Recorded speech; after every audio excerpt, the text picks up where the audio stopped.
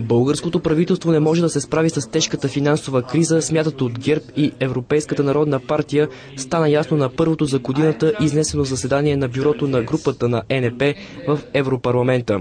Вместо да се възприемат конкретни мерки срещу проблемите в икономиката, кабинетът доведе страната до безвъзвратна загуба на милиони евро.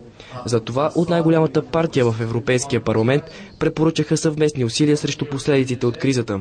Надявам се нашият глас да бъде чут и от българското правителство, което все още няма смелостта на висок глас да признае, че проблемите са и у нас, а вместо това не се уморява да повтаря, че България е оазис на спокойствието във време на икономическа и финансова криза. Трябва да се търси консолидирането и солидарността на всичките страни членки на Европейския съюз за излизане от кризата, защото всяка една индивидуална икономическа мярка, която бъде взета национална, тя не би могла да спомогне, ако не съответства на цялостната политика. От Европейската народна партия още веднъж потвърдиха, че за решаване на икономическите проблеми е нужна дясна алтернатива и връщане на доверието на избирателите към институциите.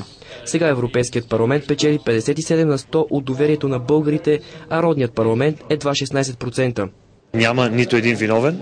Няма никой, който да излезе и да каже, че носи политическата или наказателната отговорност за това безхаберие и невъзможността България да получи тези пари в една тежка икономическа криза.